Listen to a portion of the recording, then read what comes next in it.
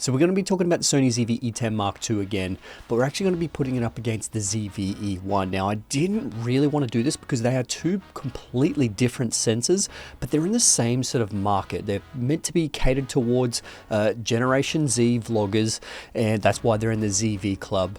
But they do have significantly different image quality because of one is a full frame sensor that's 12 megapixels, and another one's an APS-C sensor that's 26 megapixels.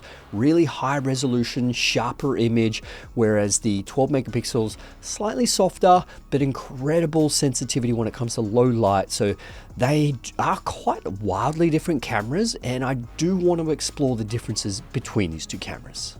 So the Sony ZV-E10 Mark II is the newest camera in Sony's ZV range. Now it has the 26 megapixel X-R CMOS APS-C size sensor that you see in the A6700 and FX30. It has the Bion's XR processor, but it doesn't have the new AI processor in it. It's got a newer and improved 1.037 million dot 3-inch screen. It's got the larger Z100 battery, the zoom rocker on the top.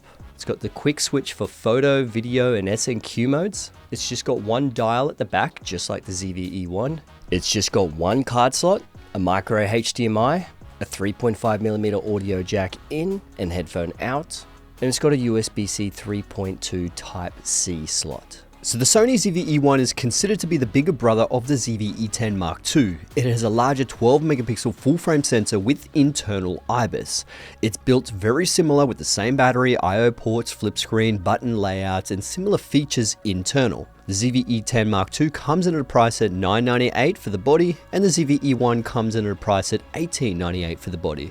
So there is a massive consideration between these two cameras when it comes to price. So the ZV-E10 Mark II has the FX30 sensor, the 26 megapixel BSI CMOS sensor. Now it's an incredible sensor. It has amazing capabilities, giving you 4K 60 with 10-bit 422 codec. Now, if you don't know what 10-bit 422 is, essentially it just gives you more color information for you to work with. And if you do utilize S-Log3, this will give you so much more information to work with when it comes to color grading it your specific way. But if you don't color grade, you still have Cinetone, and you still have regular HLG and Cine profiles and all that.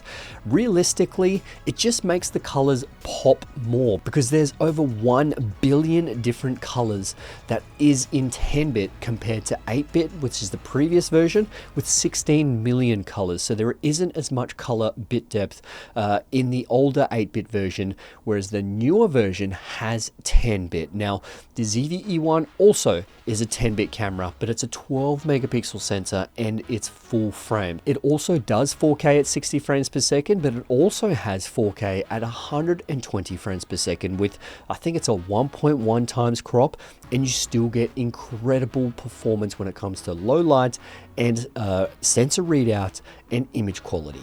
And just quickly, all the images that you're actually seeing is graded with my LUTs, and also I do have a color grading course. You can, click in there and check it out as well. So back to the video. Now, if you are someone that actually loves slow motion, the ZV-E1 actually has more slow motion features than the ZV-E10 Mark II, because ZV-E1, it's got 4K up to 120 frames per second, but it's also got 1080p at 240 frames per second, which is pretty incredible. Whereas the ZV-E10 Mark II only has 4K 60, and you've just got 1080p at 120 frames per second. But slow motion is one of those things that you either use it quite a lot or you just don't. And I am one person that actually doesn't use slow motion quite a lot. So, 4K 60 is probably the maximum that I generally go with a lot of my work, or 4K 50 because I'm in PAL. 4K 120 or 4K 100, I don't use it very often at all. It's one of those just once in a while sort of things that I actually utilize that for. But it really does come down to personal preference and how you shoot and what you actually need to utilize that camera for. Because another big advantage of having slow motion is that you can actually stabilize the footage a little bit better. If you're doing some B-roll and you're shooting at 4K 120 frames per second, you can slow that down quite a lot, where you aren't actually sort of noticing any sort of micro jitters or any sort of shakes through the camera, and you just have really nice smooth B-roll. And if you are stuck with only 4K 60, you can only slow it down, twice, and it isn't necessarily as stable as you would get with something with 4K 120 frames per second. Now look, if we were to compare the 4K 50 frames per second in both of these cameras, this is where things get a little bit difficult and you don't really see too much difference because you've got a 26 megapixel sensor against a 12 megapixel sensor, but the image quality is really subjective. The one thing that you will notice is depth of field, because having a full frame sensor gives you more control over that depth of field, and you can actually have a shallower depth of field with the same aperture. That just means that you need a faster, lower aperture lens on your APS-C camera to keep up with the same depth of field as a full frame sensor. But when it comes to image quality with 4K 50, you'll be finding it hard to tell the difference. Now, one of the key differences between the sensors is that the ZV-E1 has that 12 megapixel full frame sensor, and it is really good for low light situations. It has incredible sensitivity. So it actually has an ISO, base ISO level in S-Log3 at 640 and 12,800. So that's when it actually cleans up again. If you go literally straight to 12,800, you can see the switch click over and it cleans up once again. So if you are in really low light and run and gun situations, 12,800 might actually get you out of some pretty sticky situations. Whereas the Sony ZV-E10 Mark II only has 800 and 2500. Now, when you do go to 2500, it doesn't necessarily switch over as much. It doesn't really clean up as much, but still there are those two base ISOs. If you can, keep both cameras at their low base, because that's what's going to give you the best dynamic range and also the best noise performance out of each of those cameras. Now, one key hardware feature that's actually in the ZV-E1 happens to be that AI processor. Now, that AI processor does actually take over quite a lot, specifically when it comes to autofocus, because this gives you more autofocus objects that you can actually track. So birds, planes, trains, cars, whatever. There's so much more when it comes to autofocus and object tracking in the ZV-E1, whereas the ZV-E10 Mark II only has bird, human, and animal eye autofocus. So it is limited because it doesn't have that separate AI processor. Now, that AI processor also takes care of a couple of other new features in the ZV-E1 with image stabilization. So essentially what you can do is you can go out walking, set the image stabilization, and it's going to crop in significantly and stabilize the image really, really well. But it also has auto framing. So auto reframing, essentially you can set the camera down and it will automatically crop in and track your subject as if you actually have a separate cameraman. So it's a pretty interesting feature. I personally don't use it because I guess some content creators could use it, but it is still a pretty decent feature that's in the ZV-E1. Now, also when it comes to that AI processor, I'm not 110% sure, but the dynamic active stability is in the ZV-E1 and it's not in the ZV-E10 Mark II. And now we have to talk about one major feature that is actually missing in the ZV-E10 Mark II, but in the ZV-E1, and that comes down to IBIS. And if you don't know what IBIS is, essentially it's the in-body image stabilization. So essentially the sensor is floating, and when you're walking, it's going to preempt those jitters and try and stabilize the sensor for you to give you a really nice stable shot. And what the ZV-E1 has, it has dynamic active stability. So this is digital stabilization on top of the sensor actually moving.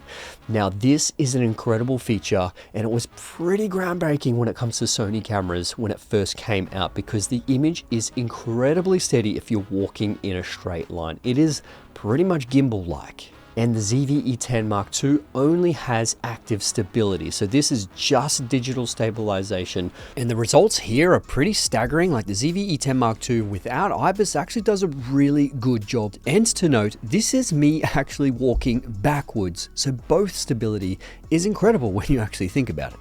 But this is a big determining factor here, because the shutter speed is actually cranked at 1/4000th of a second in this footage. Now, if you do have a higher shutter speed, the digital stabilization is going to work so much better. But if you do have a lower shutter speed, let's say just 1/50th of a second, this is where it's going to introduce shake, because it can't stabilize the footage as good as if you actually cranked the shutter speed. So you can see here against the FX30, it just did not do too well at all hand holding it and trying to keep the image steady at 1/50th of a second shutter. So if you do have the ability to crank the shutter, it is recommended, but the image will look slightly different because you have less motion blur.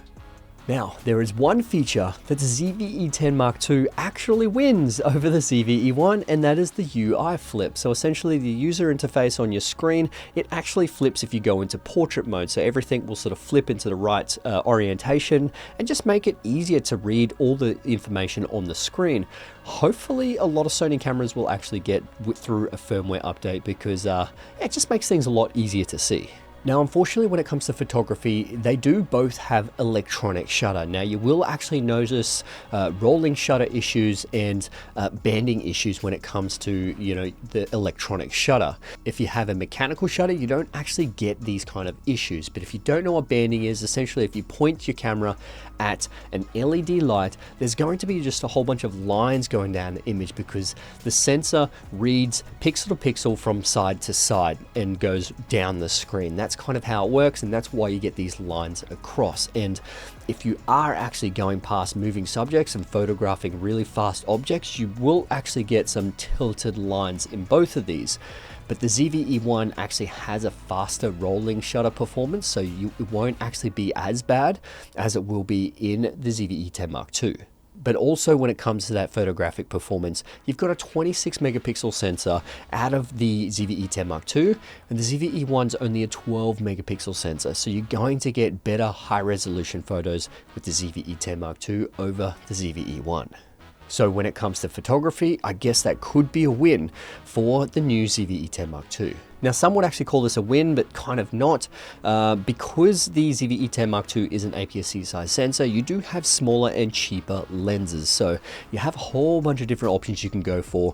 And generally, with full frame lenses, they are more expensive than the APS-C counterpart. But the great thing about the ZV-E10 Mark II is that you can actually utilize all the full frame lenses on the APS-C size sensor because they both have that Sony E mount. Whereas if you put an APS-C size lens on the ZV-E1, you will get vignetting around the sides, specifically if that lens is designed for APS-C cameras. So I guess you have more versatility in what lenses you can actually utilize when it's an APS-C size sensor. Now look, when it comes to streamers and vloggers, you're still going to get some really good use out of both of these cameras. They do have a USB-C on the side that you can actually stream directly from your device, so you don't actually need a capture card or go through a third-party app. You can literally connect your camera directly to your laptop and start streaming straight away, which is pretty incredible. But they both do have micro HDMI, so if you do want to put a monitor on top of these, you're going to have to get micro HDMI to a full-size HDMI. And you know, professionals don't generally like micro HDMI, but for the target demographic of both of these cameras, you're pretty much just holding the camera itself. You're not going to be building it out like you would with other Sony Alpha cameras. Now, they also both have one card slot. Now, this isn't necessarily a good thing because the SD cards are starting to get old. The Type A cards are pretty incredible. They're thick, they're durable, they have faster readouts and faster write speeds, but hey, they both are the same when it comes to just SD cards. Now, they both do have the Z100 batteries, so you're going to get a pretty similar performance when it comes to battery power out of both of these. I mean, I guess it depends on what kind of camera features you're using, how long you keep them on for, and what kind of accessories you're pairing it with to how long the battery is actually going to last. But at least they both have the larger Z100 battery. Now look, I didn't really mention in a couple of other videos, but they both have tally lights, and tally lights are absolutely fantastic to know that you're actually recording. But if you don't have a tally light and you can flip the screen towards you, there's a massive red border around the screen that actually tells you that you're recording. But if you don't have the screen face towards you and you've flopped it to the back or to the side, you can still see a red light on the front just to know that you are recording. So that is really cool for both of these cameras. Now look, you're going to get some pretty varying results when it comes to overheating tests between these two, but yes, they both do overheat because they are very small bodies with high capability sensors. Now at 4K 25 frames per second in just a regular room temp room, I can pretty much run this forever with the battery running out, but if it was, outdoors in a hotter environment, this is where you do run into those limitations.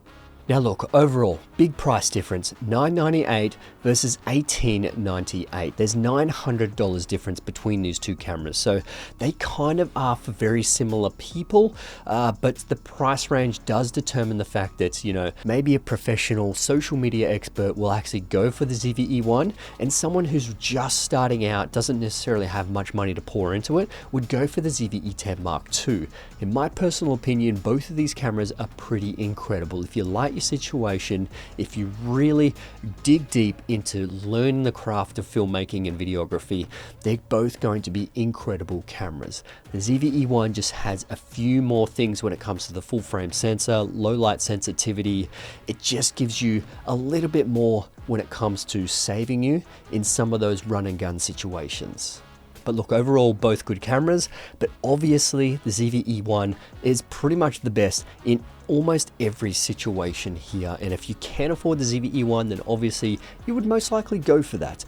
But there's nothing stopping you from getting incredible looking images from the ZV-E10 Mark II. So anyway, my friends, hope you enjoyed this video. If you did, please give it a thumbs up. I'll put a link in the description below. If you don't want to check both of these cameras out, put a link in the description below on my color grading course and my LUTs and all those kind of things as well. Yeah, thanks for watching. I'll see you guys in the next one. All right, let's get it.